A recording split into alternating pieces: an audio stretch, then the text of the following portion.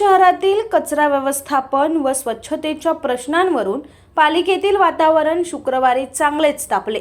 आरोग्य विभागाच्या आढावा बैठकीत ज्येष्ठ नगरसेवक प्रदीप पाटील यांनी अधिकाऱ्यांना कडक शब्दात इशारा दिलाय।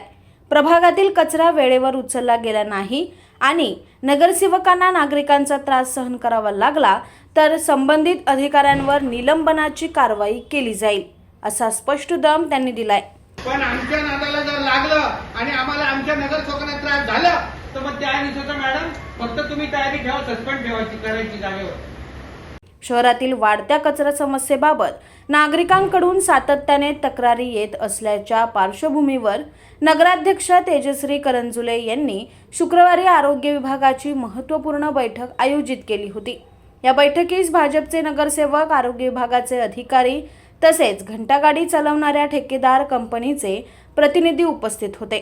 बैठकीदरम्यान अनेक नगरसेवकांनी सफाई कामगारांची अनुपस्थिती, स्वच्छता निरीक्षकांची दुर्लक्षाची भूमिका आणि घंटागाडी सेवा अनियमित असल्याबाबत तीव्र नाराजी व्यक्त केली आहे। याच मुद्द्यावरून ज्येष्ठ नगरसेवक प्रदीप पाटील चांगलेच संतापलेले दिसून आले। शहर स्वच्छतेचा प्रश्न गांभीर्याने घ्यावा, अन्यथा कठोर पावले उचलली जातील, असा स्पष्ट संदेश या बैठकीतून देण्यात आलाय। या बैठकीनंतर तरी अंबरनाथ शहरात स्वच्छता व्यवस्थेत सुधारणा होईल अशी अपेक्षा नागरिकांकडून व्यक्त केली जाते। अंबरनाथ शहरामध्ये कचऱ्याचा प्रश्न आहेच आणि नागरिकांच्या त्याचबरोबर आपल्या नगरसेवकांच्या सुद्धा मागणी होती की आम्हाला समीक्षा जे आमचे कॉन्ट्रॅक्टर आहेत त्यांच्याबरोबर आणि SIs बरोबर आम्हाला मीटिंग पाहिजे, जॉईंट मीटिंग, जेणेकरून त्या समस्या डिस्कस केल्या जातील, त्याच्यातून मार्ग निघतील। त्या पद्धतीची आज बैठक झालेली आहे पूर्ण अंबरनाथ शहरामध्ये। जशी गाडी कुठल्या रूटनी जाईल आणि कुठल्या टाईमला गाडी तिथे जाणार आहे याचं डिटेल आपण त्यांना म्हणजे नागरिकांना सुद्धा बोर्ड लावून त्या स्पॉटवर देणार आहोत।